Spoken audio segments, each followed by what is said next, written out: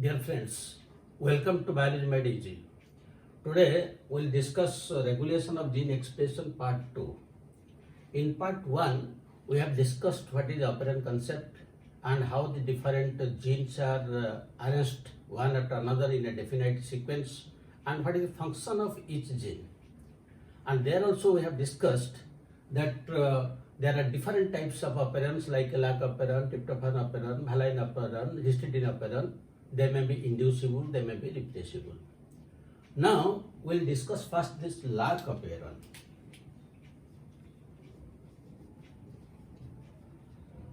Lac-operon is an example of inducible operon. Why it is inducible operon? Because when a lactose sugar is given, then the switch is on.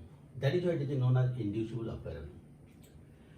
The second point is lactose is a disaccharide and it has to break into one molecule of glucose and one molecule of fructose, which will break down in respiration for energy. So since lactose is breaking down, that means Lac-operon is a catabolic process.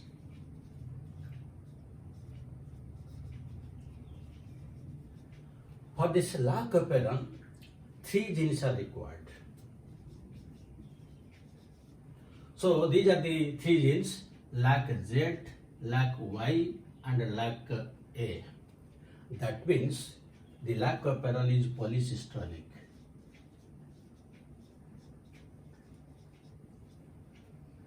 So now how the whole thing is taking place, you see.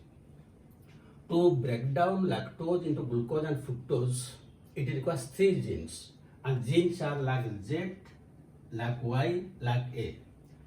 LAC-Z gene, it produces a protein known as beta galactosidase, whose function is to break down this lactose to glucose and fructose.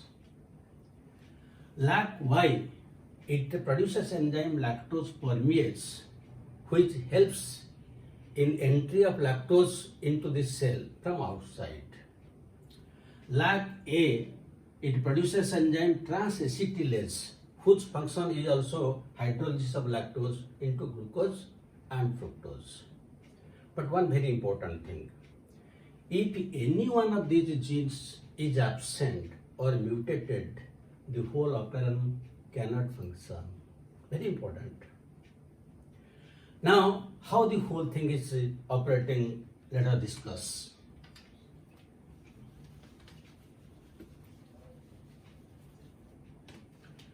Now here in this operon, here promoter gene is there, his operator gene is there. These are usually known as the cis elements. And here between I means inhibitor gene or regulator gene, here I have written CBS. This is the point in which CAP, catabolic activator protein, is attached. That we'll discuss during glucose effect, not now. So, and the proteins which will be synthesized, they are known as trans element proteins. Now, how the whole thing is operating, see. This inhibitor gene, or you can call it a regulator gene, this will always transcribe one mRNA, which will be translated into a protein that is known as a repressor protein.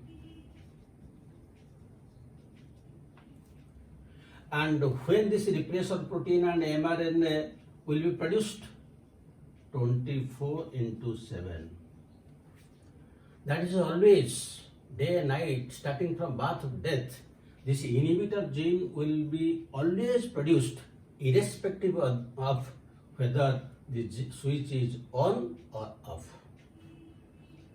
Now this repressor protein, it is an allosteric protein.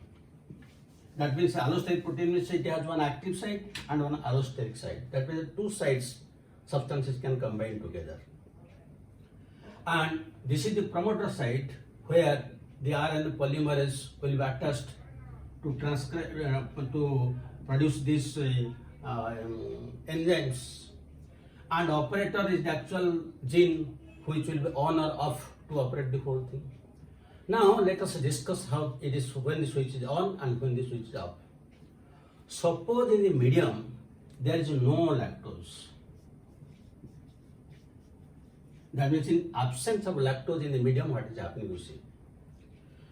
Now this repressor protein, which is an allosteric protein, now this will combine, because it is very active, it will combine with this operator gene. So both of them will combine like this. Now the RNA polymerase, which will transcribe gene Z, Y and A for production of these three enzymes, that enzyme cannot access to the promoter site. It cannot enter into the promoter site, and unless it is attached at the data box of this promoter site, how the whole transcription will take place? That means this switch is off.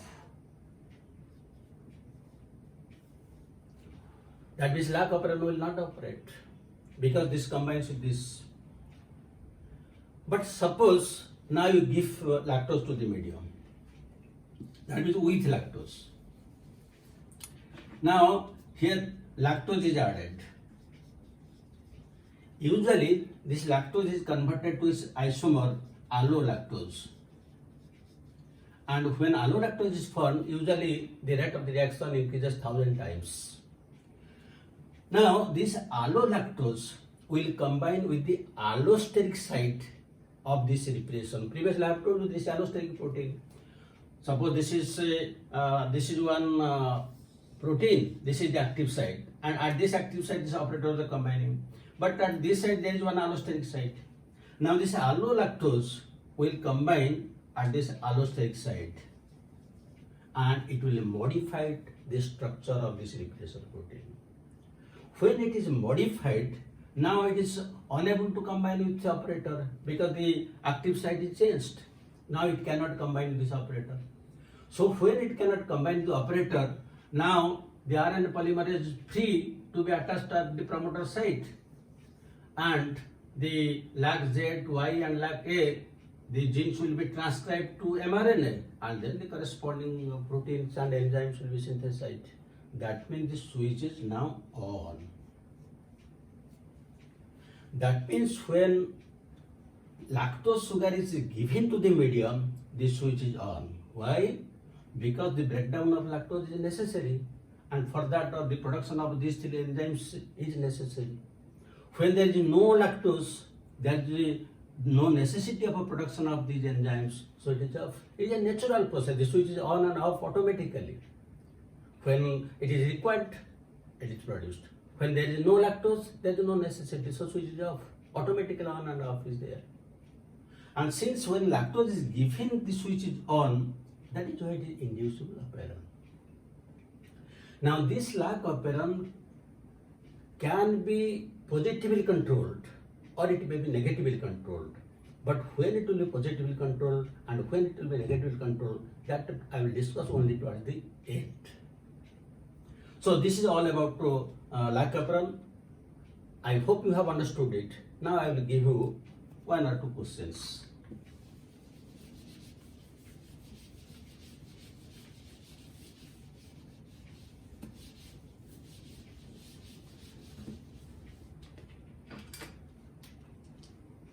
First question you can note down.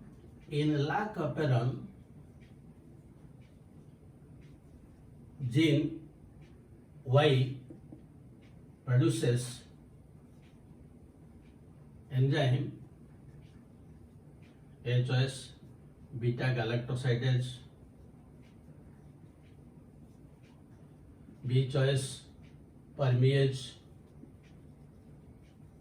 C choice transacetylase, and D choice all these. Second question you can write.